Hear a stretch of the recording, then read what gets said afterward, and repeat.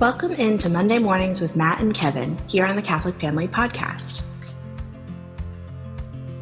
These two will debate real-life issues from a Catholic perspective every Monday at 9 Eastern. Topics that come up around the dinner table will be given the truth treatment with no punches held and no falsehood left standing. Sit back, relax, grab your cup of coffee, and enjoy the show. Here are your hosts, Matt and Kevin. Well, it's a Monday morning, but you know what, guys? It's a good Monday morning because Matt and I are together again, and we're going to start off your day hopefully with a fantastic smile on your face. You're going to feel like you're all warm and fuzzy inside, and you're excited for the week. You're energized, and you're ready to go. Matt, actually, cinnamon buns are in the oven. Oh, it smells like cinnamon. You can sleep in. You know what? I don't get to sleep in very often, Matt. I assume you probably don't either. But man, those days, and I got two little kids too. Third one on the way. So it's like, man, if I can sleep in till 7:30, and I'm just laying in bed at 7:30, it's like this is like the best day ever. When you were younger, what was sleeping in? Oh, it was like 10:30.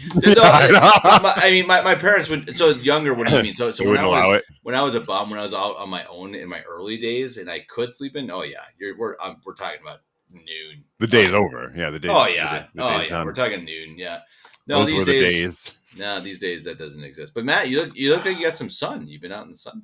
Do I really? I have. Well, it's very hot here. Could be. It's very hot. Yeah. Actually, no, you're right. I do have a little color to me. A little bit. Yeah. So it's been hot here. It's been sunny here, which is kind of strange because we're typically just rainy and cloudy quite frequently. Here so too. Yeah, I've been doing some outside stuff. So apparently I'm getting the way I could tell is where my watch is. I don't know if you can really see here. There's always a little stripe, but the color is kind of weird on the camera here. So. Well, and you also have an Italian shirt on. I do have an Italian shirt. And we talked before the show. I have to give you condolences because the Italian soccer team just got beat and I couldn't care less. 2-0 to Switzerland. It's pretty. The thing though with the team, sad. Kev, is they probably there's no disappointment in Italians because they probably took the loss. They got in the car, they went to some restaurant and had like incredible food, totally forgetting what just happened. So there's always that at the end for Italians. Did I ever tell you the story? We soothe our agony with it's true, our mouths. But first of all, you had to fight. You had to get really emotional. So I was in. Last 5 minutes. I think it was Padua. And just walking around Padua, it may have been Venice, I don't know, somewhere in Italy, northern Italy, and just walking around, I saw these two guys like yelling at each other in Italian, and the hand gestures as everyone would expect, the da da da da da da da, and they're doing this for a while, and I'm not kidding, like they do that for a couple minutes, and I'm like, they're gonna punch each other, man. This is legit. After and they just stop. And they hug each other, kiss each other's cheeks, and then walk off. Italians are very passionate. I know families who don't speak to one another over arguments over their pasta sauce. That is dead serious. You think I'm kidding. There are people who argue over who has the better tomato sauce and what qualities about the sauce is better. And until one admits the other one's is better, they are on non-speaking terms. That is a fact. That is not an exaggeration. That's awesome. Block contact. Man, the Italian head coach of their soccer team is named Spalletti. Oh. Sounds. Do you remember who was the guy on the? Yeah, I know. Who was the guy on the Giants though? The football Giants. Italian. No, the quarterback who took over for Manning. No. He was like the Italian guy. Now I'm forgetting. Oh, he was so bad, boy. Lasagna. He was pretty bad, but it was funny. He would toss the ball, and then he would do the Macchiadici at the hand. Yeah. What was that guy's name? Tommy. It was Tommy because it would say Tommy Cutlets. I gotta Google this real quick. Tommy. Let me pull up. It was Tommy Cutlets. I should know this. Yeah, total Italian guy. No.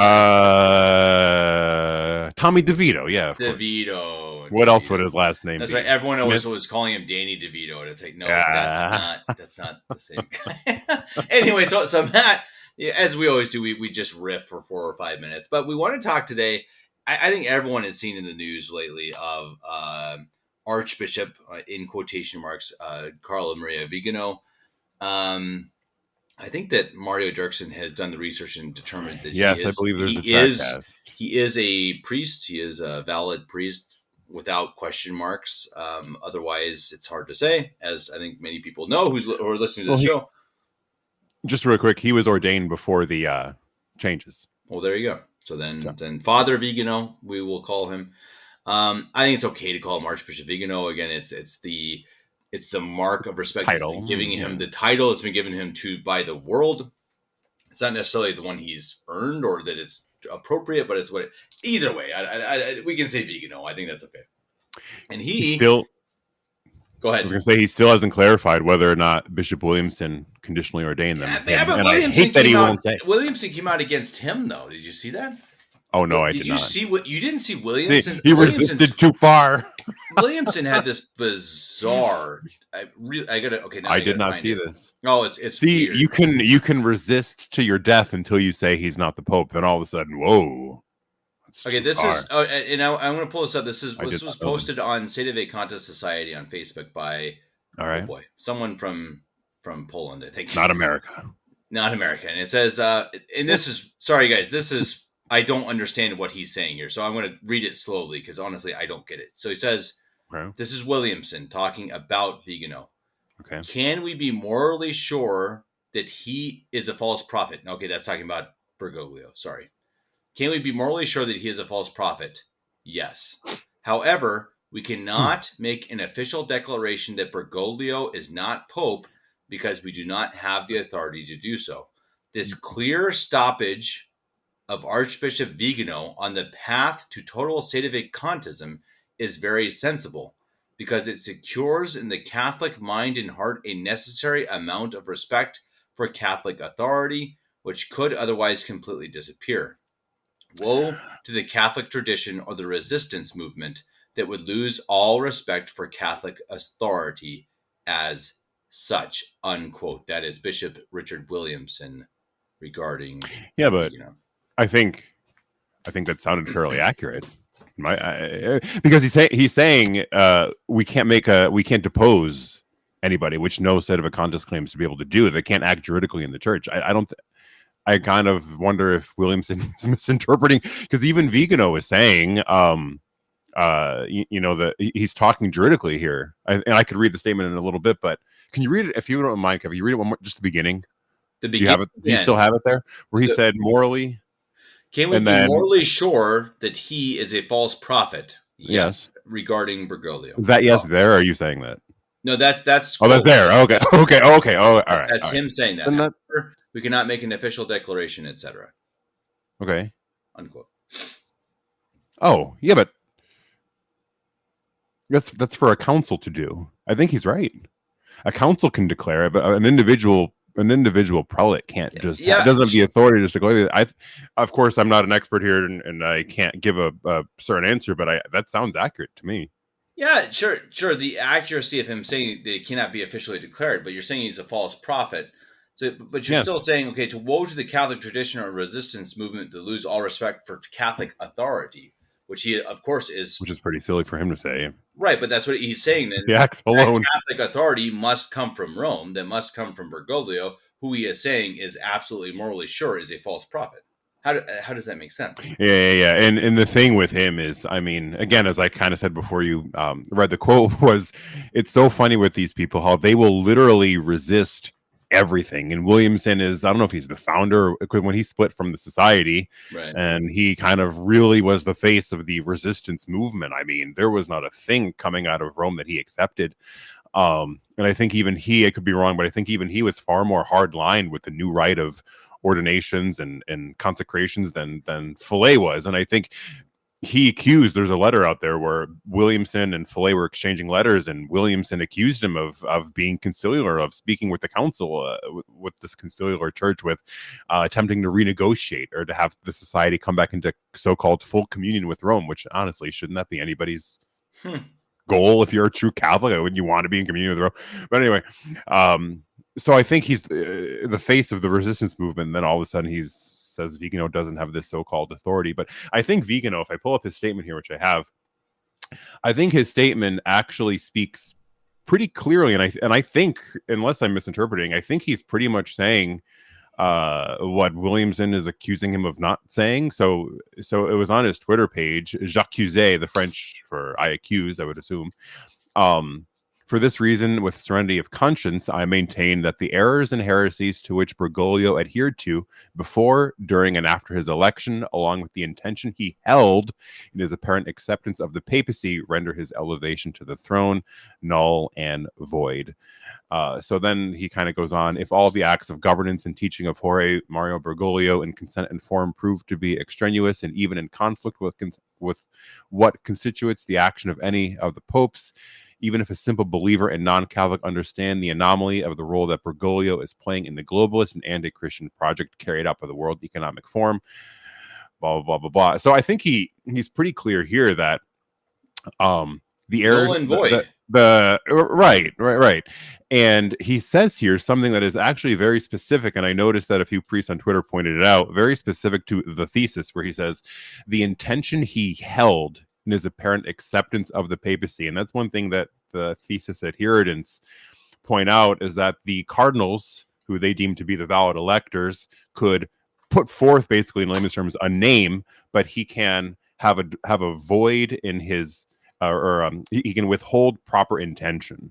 And that's the language that I found pretty interesting that the thesis uses, because they cite Pius XII in being elected and accepting the election, and Vigano uses those sort of statements. So it's also kind of funny that Williamson throws around the term total sedevacantism, which would be opposite of really what Vigano said, because Vigano is really saying here that he was nominated by the college here of cardinals, but he withheld the intention of accepting the papacy, rendering his elevation to the throne null and void. That's complete thesis language, which I find, I think they're kind of talking past one another in my very simple layman opinion here. But I think what's interesting about Vigano is, again, the question that I raise is the question that a lot of people have with a lot of other of these so-called clergymen making such statements is his problem only with Bergoglio? Do they stop there? Because we don't stop there at all. Will Vigano say that the last true pope was Pius XII, or is he one of those, well, Benedict was fine sort of guys? I don't know if we have an answer to that, but I do think that Vigano has been a bit more vocally opposed to Vatican II as a whole than others have put forth out there. So I'm hoping that I just think this is interesting, because no prelate in the church can just declare a pope. You know, he could say it in the sense, kind of like what Tuck did, where it's kind of, what would you call it? Kind of, I don't want to say like, just as a means of kind of, an expression or whatever, but one bishop can't formally declare it. They could say it as a means of recognizing it and that this is my official position, but they don't have that would be for a council to do. So I don't know. Vigano is certainly going to be within the minority here, even. Yeah, but again, even amongst the Burkes and the Sarahs of the world. Yeah, go ahead. We don't want to get too deep into this because it's beyond me and I think you as well. But sure. Because you're talking about the reality, but then also the legal reality. Right, there are juridical aspects. Right. So I mean, juridically, legally, you're saying it can only be done legally, like officially. Like this is official now. Like it is in the books. It is written down in stone. These were not popes, period. That can only be done by council, by a true pope, right? And so I mean that, and I think everyone's pretty clear on that. But we can all say with our own minds, our own logic, our own conclusions that they have not been popes, and obviously that's what sedevacantists do, and that's what it seems like Vigano is doing as well. And it is interesting because he's someone that we've criticized in the past. I have, for sure. Yes, because he just doesn't. I mean, he says these things. He says heresy and error and apostasy, and then what? It's like, okay, but what? He stops. He does stop. Yeah, what does that mean? You can't just say that the Pope is spewing error or the Pope is a heretic and not say anything else. And he does criticize Vatican II. He says pretty much everything we say without taking that extra step of saying, okay, look, enough. Now, I'm curious. There's been no Pope since 1958. I'm curious. He does say Mass. I'm curious if he says Una cum Francisco in his liturgy. I bet not. He probably does not.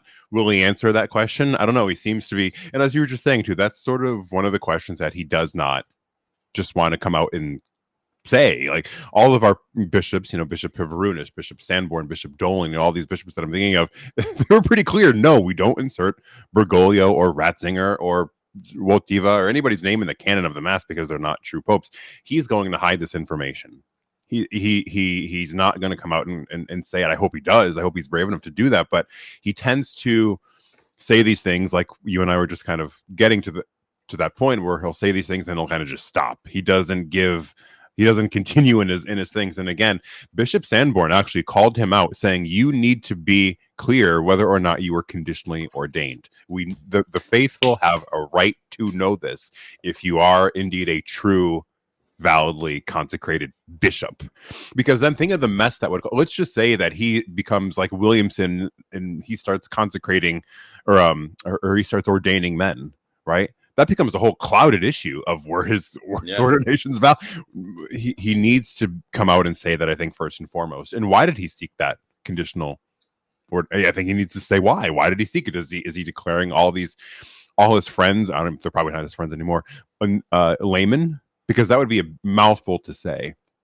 And that was that was the turn of the Society of Pius X, who they were pretty straightforward that the new rite of ordination. Look at what Marcel Lefebvre, Archbishop Lefebvre had said. The new rite is not valid.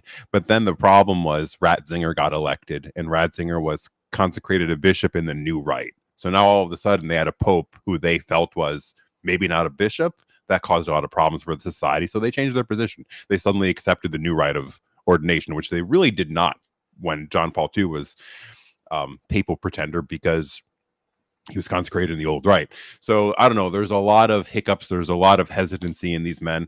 I think it's a step in a good direction. And I understand, just maybe not so much you, Kev, but like me, you slowly progress towards these positions. Maybe he's moving in the right direction.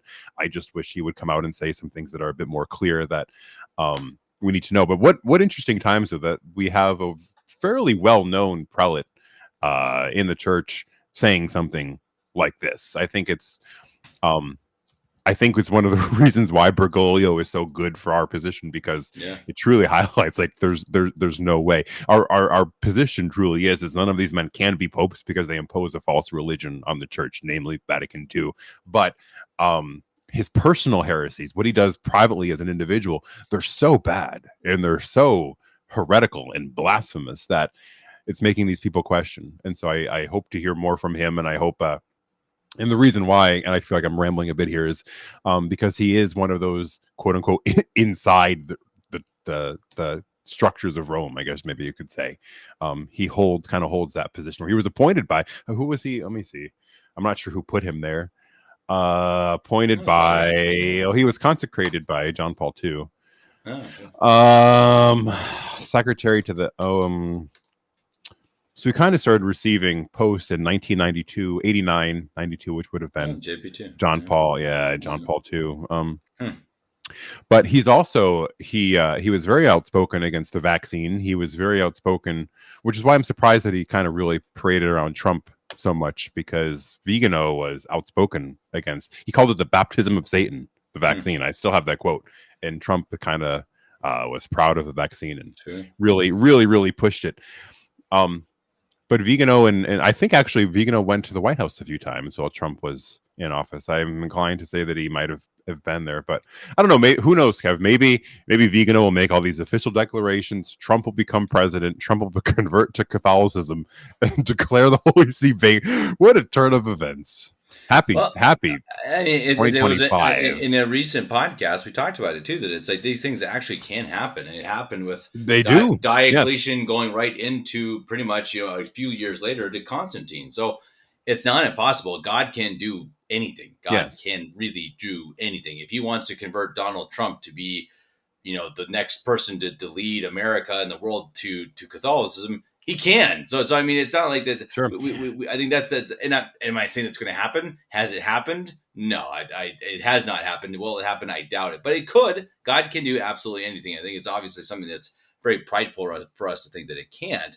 But no, absolutely. And we've talked about that many times. That if one of these big guys, if it's Taylor Marshall, Vigano, if it's, I don't know, Taylor Marshall would lose money. Jordan Peterson, yeah, exactly. But if one of them says, "Hey, look, we've found the truth. We see it now. We understand it, that the Catholic Church is just the church that existed in its visible hierarchy until 1958.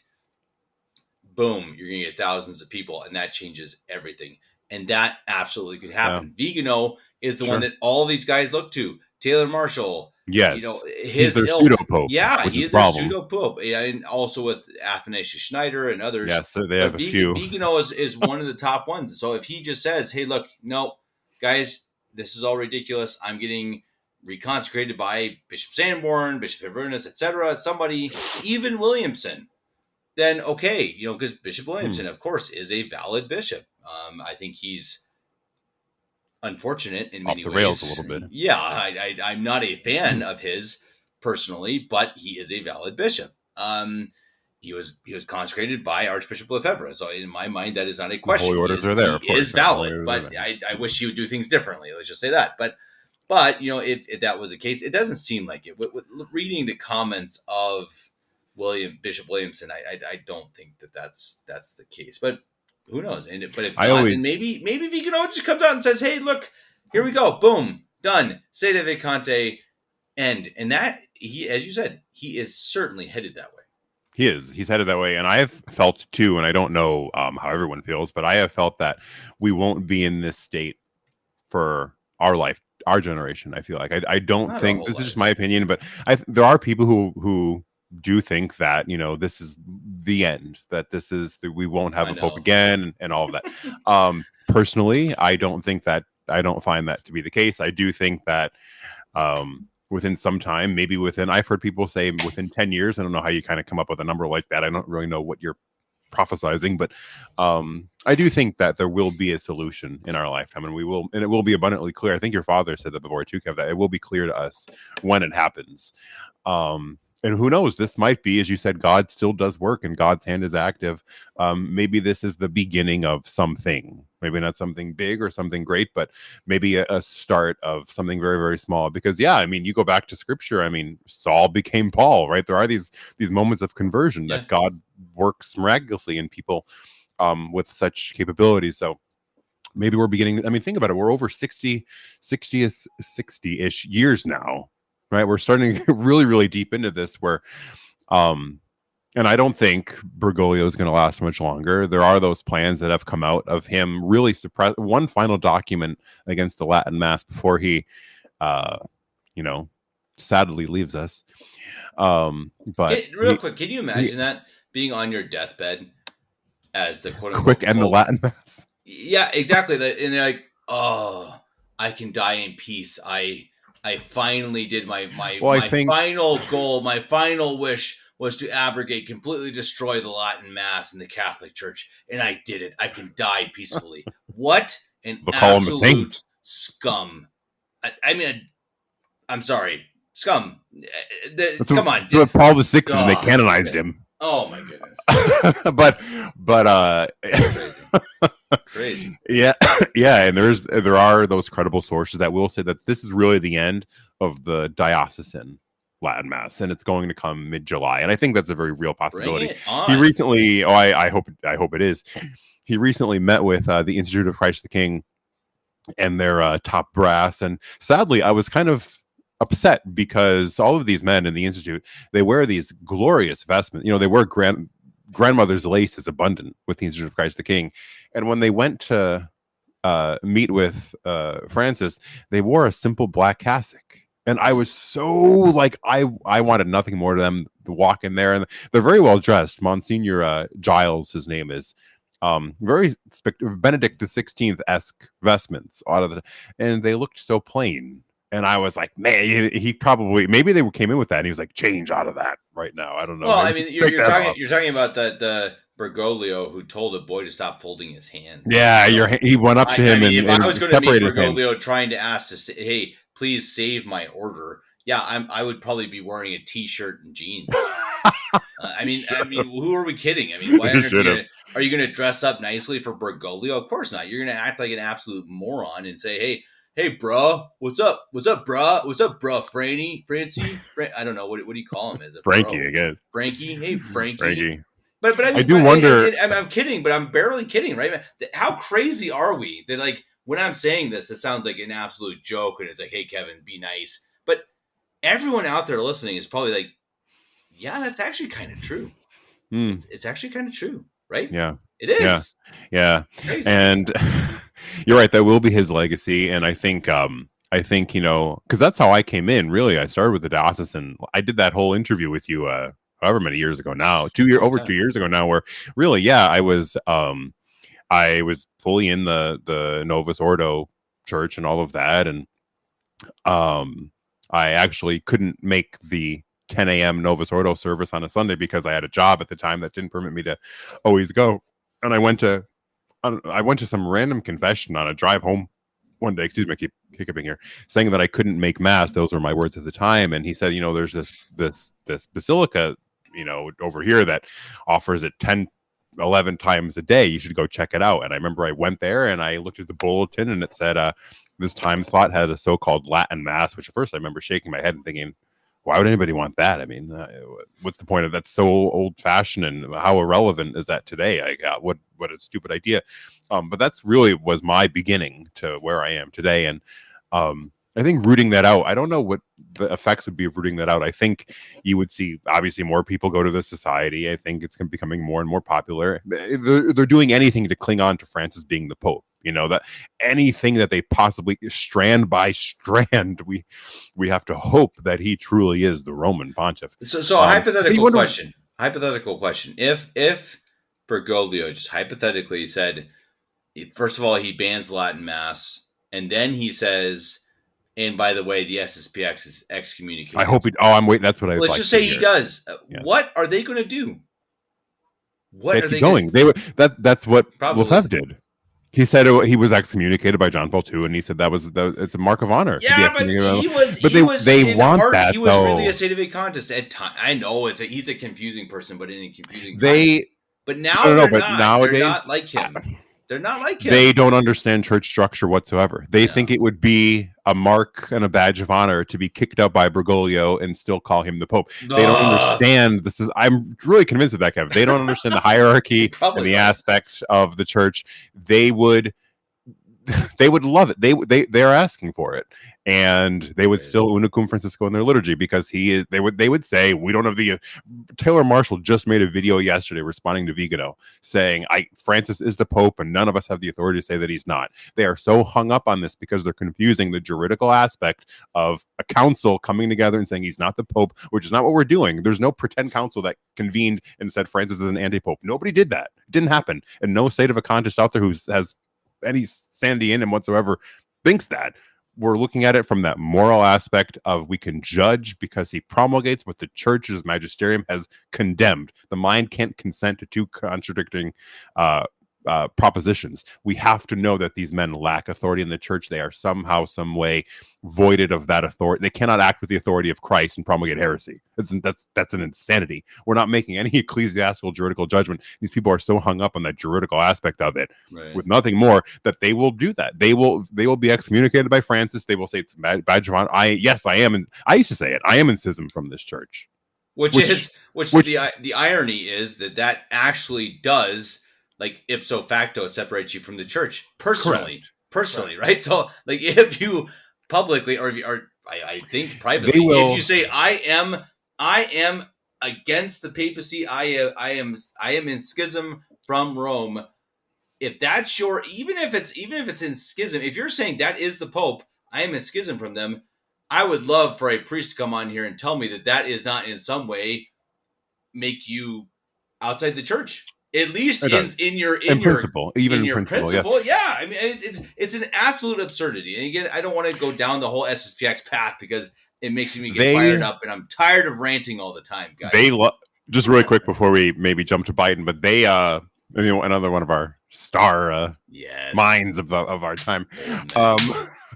But the phrase that I was in this, I did this. We loved the phrase. It was the Lefebvreist phrase, "Eternal Rome." That to us was literally the be all and all of everything. I'm not in communion with Rome. I'm in communion with eternal Rome. Problem is, there's no such thing as eternal Rome in the sense that these people mean it, because they're separating Rome from eternal. You can't do that. There's just Rome. And anytime you look at what the popes have written, you can, again, and I did this, you can get your copy of Denzinger. There's no eternal Rome in it. It's Rome, Rome, Rome, Rome, Rome. There's no distinction. Well, and just think of it personally. If I'm saying, just everyone, just take a breath for a second, and me too.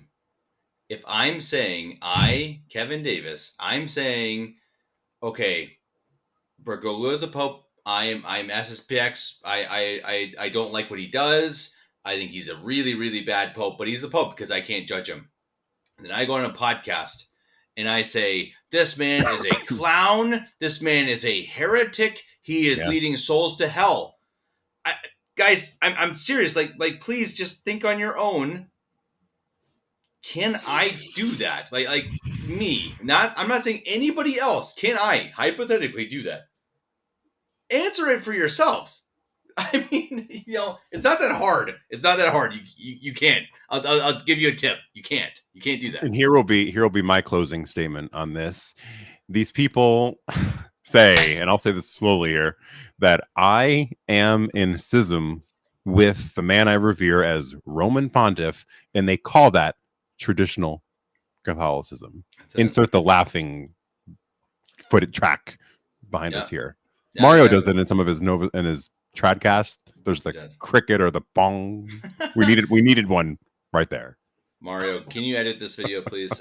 Well, and I want to say one last thing too, actually, and I'm sure Matt would agree with me. Please, everyone who's listening to this, very sincerely say a prayer for Father Vigano.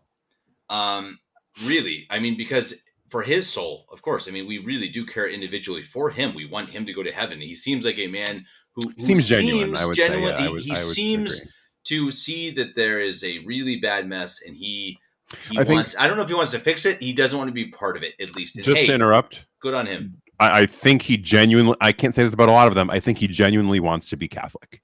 Yeah, I agree. And if that's the case, then honestly, that actually makes him Catholic. Again, we're going to be careful with that topic because I know a lot of people are going to start, clicking the dislike button. But if he's baptized and wants to be Catholic and follow the teaching of the church, that actually makes you Catholic. But let's pray for him that he does find that the true path, the path that shows him exactly what has happened in the last 60 years. Because if he does, it will, first of all, hopefully save his soul, but it could save many, many others. So absolutely, let's pray for him. Let's hope for his best, because that is in the best for all of us. And absolutely, and I know we've been harsh on Vigano before, and I think fittingly, I don't really feel bad about it, because, come on, you can't say these things like heresy and apostasy and then be like mum for the rest of it. So, but if he's really going to be excommunicated, which looks like could be by Rome, then he's going to have to go somewhere. Let's pray that he ends where he should end. And if that's in Pennsylvania with Bishop Sanborn, if it's in Omaha with Bishop Avernus, and even if it's in London with Bishop Williamson, I hope not, then let's definitely hope and pray that he ends up there. Now, Matt, speaking about praying for good outcomes, yeah, right. I know. Yeah, if anyone watched that debate, we've talked about this. I talked about it with my dad. So Matt, we're not going to spend too much time on it. Sure. Matt, I did want to get your opinions on it because it was so. Did you watch it? Oh, I thought Biden was sharp and on point and right. Eloquent and just. I mean, he looked top of his game. He really was on top of his game. I have a few thoughts, and actually, Vivek Ramaswamy made points that I think I don't know anymore, but I think I agree with. Vivek came on, I don't know if it was MSNBC or what network, but he said that I am suspicious of this whole thing because they have drugged Biden up a billion times before. And they stopped. They've propped him right. They've propped him out there a billion. They know what they're doing because we have had times before where he was absolutely shot, and then all of a sudden he comes out looking like Superman on steroids. And they let him out there last night like this on purpose, or the other whatever. Did I say last night? Whatever night it was. And CNN had a fair debate. Matt, if there's they were good. They were great. So if there's ever been an absolute sign that they wanted Biden to lose the debate, it was absolutely the fact that CNN was fair, because that's not happened in my lifetime. And I don't know if you watched the panel afterwards, so that the whole CNN panel after the debate, and they roasted. Yeah, that's that's odd to me. The whole thing is just strange. But one thing that I noticed, and a lot of people I don't think really have talked about this much, but when he had his first moment of who knows where I am and what I'm talking about, and he started stuttering and he closed his eyes and he looked down and he said, we're ending Medicare or whatever. Or we finally beat it, whatever that Medicare meant. Did you notice immediately the moderator switched to talking about abortion? And I think that was intentional because Biden was doing so bad that they needed a talking point that Democrats do fairly well on. So they were literally like, quick, talk about abortion, talk about women's rights, quick. I think that was an attempted save to boost those little tickers of public opinion up because, and I honestly think, this is just me, I personally feel that Trump did not do that great. Honestly, I think he was okay. I think the format was a little strange because they didn't allow a lot of rebuttals. And what happened a lot, and I think Trump was more guilty of this than Biden, was they would pose a question, and then when it was Trump's turn to answer, he would actually reply to what Biden said and not the question. And I think that kind of looked kind of bad, but that was also a formatting thing where they didn't really allow the candidates to go back and forth a bit. They had here's your question. And then that's kind of it. Let's just not talk about it anymore. They didn't allow sort of a discourse. I liked how they made it so that you could. It was calm. It was very interrupting each other, and I think that was good. But you're right. They needed to have more time for each candidate, Biden too, to be able to answer what the other had said. And they said they could give a minute or something, but they didn't often do it. I think, and so there was just this confusion of it that I think made for a kind of a sloppy point. Exactly. So Biden would say something and then they'd ask Trump a different question, and it's like, okay, well, he never answered that question because he was answering Trump. Exactly. Right. And I think just from what I've noticed too is I think Trump is really, really, really good when there's like 10 people on the stage. Because you think back to like 2016 or whatever.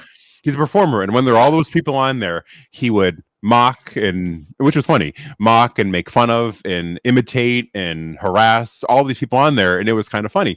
One-on-one, I don't think he's as strong as he is when there's a whole group up there, because if you think about all that he would respond with, his key moments were the zingers, right? Little Marco, the lightweight of Florida, Jeb, your mother should be running. This guy, you'd be in jail. When you took over Wisconsin, your numbers tubed. All of he was really good. Rand Paul, I never made fun of his looks, but there's plenty of subject matter right there. He was really good in a group, but I think one-on-one, he's not as sharp. I don't know. Maybe I'm just seeing something different, but I don't think he's as sharp. I think a few more Republicans would have been a bit more polished against Biden than he was. Maybe, but no other Republicans have the cult following that Trump has. I mean, who? Right, they don't. Not even close. Biden is a corpse. But I mean, and again, I think people really listen to this show and think that I'm like this huge Trump supporter. I'm not. I've never been a huge Trump supporter. Would I vote for him? Yes, I think so, because morally, I personally think that I should and that I will. I'm not judging other people. My only point, and real quickly, because I've gotten several angry emails lately. Maybe I'll write an angry email as an anonymous. Please, and you won't even know that it's me. Yeah, I know. Come on, you'll say like pasta somewhere in there. Somewhere I'll know it's you. But I mean, again, the point being, just make sure if you're not going to vote, make sure it's for the right reasons. That's all I'm saying. Don't not vote because you're saying I hate everything and America's bad, so I'm not going to vote. That's bad. That's all I'm saying. If you really think, hey, it's the best thing not to vote, then absolutely talk to your priest or not. Fine. I don't care. I really don't care. Yeah, I'm just saying, don't be this, like, put your head in the sand and say, woe is me, everything's bad. That's all I'm saying. Anyway, I'm done with that whole thing. But no, I mean, it's can you just imagine what it had to have been planned, Matt? It had to have been planned. I mean, Biden goes up there. And he's as soon as he walked out, I knew something was off. President of the And the weird thing was, it wasn't just his voice, but it was also he was totally monotone the whole time. Yeah, he was. So he had there was no level of ups or downs. It was, if I was going to change Medicare, I would do what?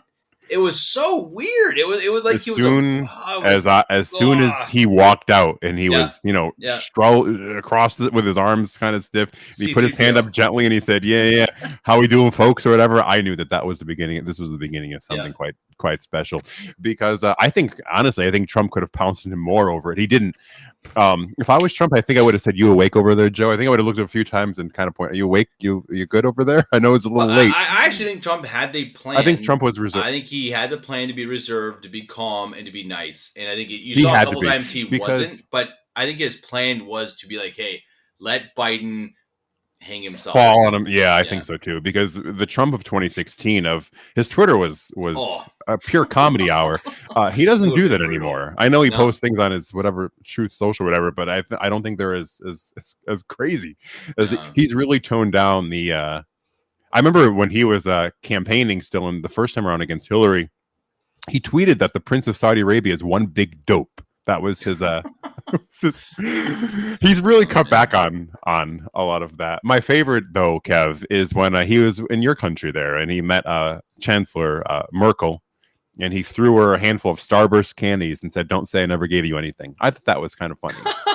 I missed that one. Oh, you missed that one? No, I never saw that one. Google it. Yeah, he did. I think there's a picture of it. I mean, that's funny. But the thing is, though, I think we kind of needed that.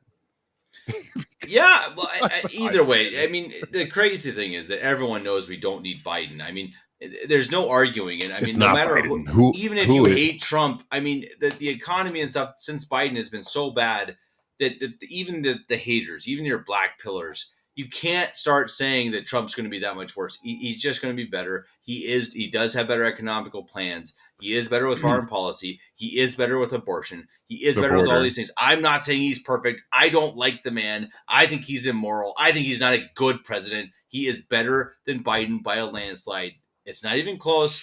So, in my opinion, absolutely everyone should go vote for him. Again, my opinion. I know people disagree. I'm just saying that's what I think. He is the lesser of two evils by a lot. It's not close. It's not close. So let's keep that in mind. And do you think, really quick, Biden had an earpiece during the debate? I don't know. The whole thing's so weird. There's some weird things about that. It's so bizarre. Like, why? First of all, why do the debate? I mean, like last election, he just literally sat in his basement. Yeah, he didn't do anything. Yeah, because they knew that their entire agenda was, hey, let's just have Trump beat himself because of COVID and stuff. So and they won. I mean, whatever you think about that. That's literally what happened. Yeah. Yeah, that's what he didn't do anything. So why come out this time? The only thing I can think of is that they want him to lose. But the weird thing is that he can't really be replaced. It's too late. Like, he is already on several states' ballots that he's in as a Democratic. Oh, is he? Yeah. So I think Wisconsin. I thought, Michigan. There's a couple others where you're done. You can't change him. Even if he elects to do it, I think it's too late. He's stuck on the ballot because we've never had it where the convention didn't nominate either of them yet. The convention didn't formally say this is our nominated delegated choice, and they're kind of debating one another. I think one last point, I guess, really quick, was that Biden spent 1 week in Atlanta preparing for that. Like, that's 1 week's worth of. What would he look like with less?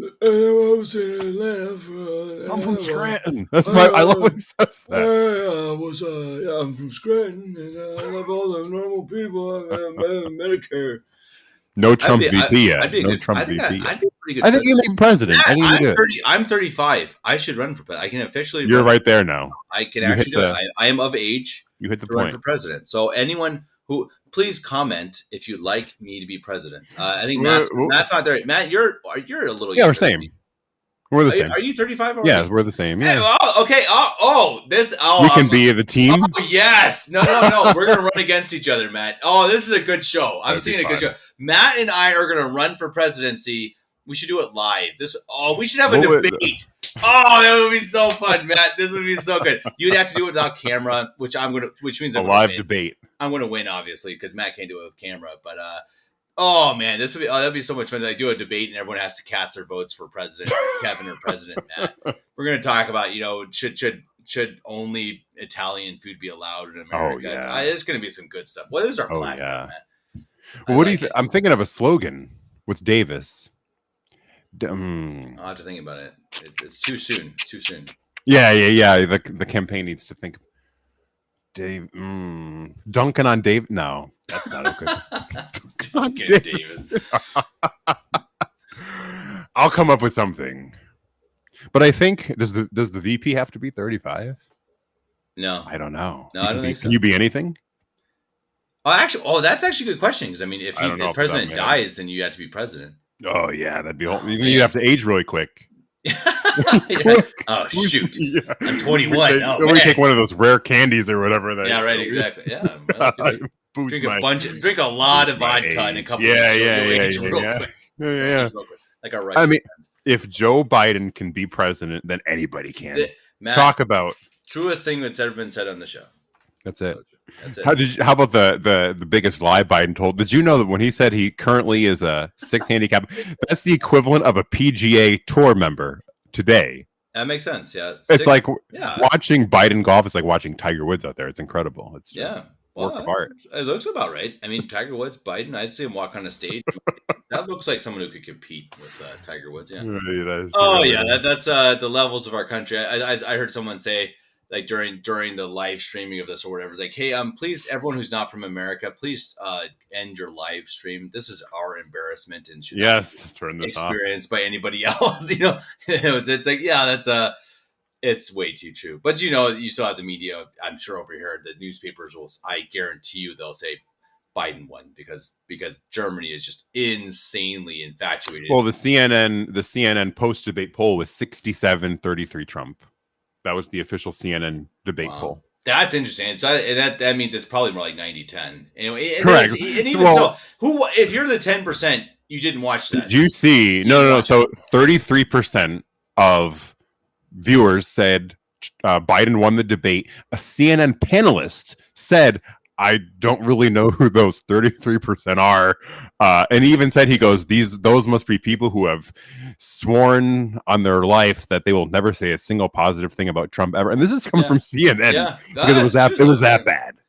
No, it's there won't be a second debate. We're going to let that settle. Man, what a weird time. I mean, I don't know what's going to happen. I think the conventions are coming up. I think in 2 weeks. July, where the VP should be announced. VP should be announced, and we're going to know if it's actually going to be Biden because I don't think we know that. The question is, Matt, and I think he's not being replaced. But I think he's not too. I think they're going to run with Biden, which means Trump's going to win. Trump's going to win. I mean, if it's Biden, unless they somehow or throw Trump in prison, no, Trump wins. All of the other, not that I buy polls all that much, but all the other suspected candidates do very bad. Trump, Kamala, Trump, Newsom, Trump, Whitmer of Michigan. That woman is wild.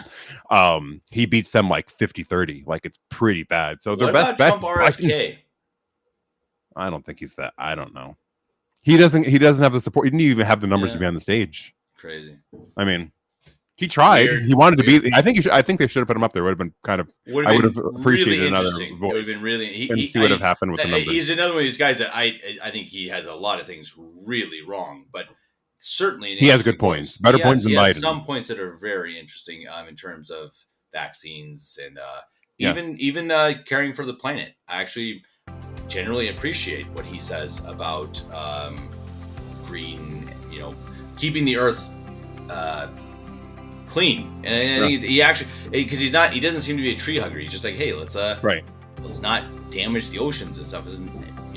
Cool. I'm fine with that. That actually sounds good. Let's not just have plastics all the time as I drink my plastic water. Anyway, I am a hypocrite. And as a hypocrite, I'll be signing off. Matt, it's been fun as always. I appreciate it. Sorry for your Italian team. Hopefully they enjoy their pasta. Like I said, reading. It's already. I gotta say, Matt, I'm going to end the show on this. I'm going to do a 1 week carnivore diet. I'm just going to eat meat. Eggs, hard cheese. Have you done it? Yes, 2020. I think I tried it. Yeah, what'd you do? I didn't see much. It was fun, but then not to scare you away. But then I read some really bad things why you shouldn't do it. So we'll see if you're here next week. That's all. If I die, I'm going to blame. I'll have to take over the show. Yeah, you're going to do it yourself. You had to do a Kevin Davis impersonation too. I'd be curious. Yeah. Well, this. No. What do you say first? I have said this in the car alone, and it's very, very sad. I'm Kevin Davis. This is Catholic. Yeah, I'm Kevin Davis. Kind of just rolls off the tongue. That was pretty good. It does. I'm Kevin Davis in this Catholic family. Nice. That sounded pretty legit. At least it was not insulting. I appreciate it. No, everyone, please like, share, subscribe, comment, all that stuff. We appreciate you guys. We hope to see you here next week. Matt and I, I'm sure we'll be back. If Kevin makes it. If I make it, the carnivore diet. This summertime. Yeah, exactly. I'm gonna be like, I might be like Biden next week, man. I'm gonna.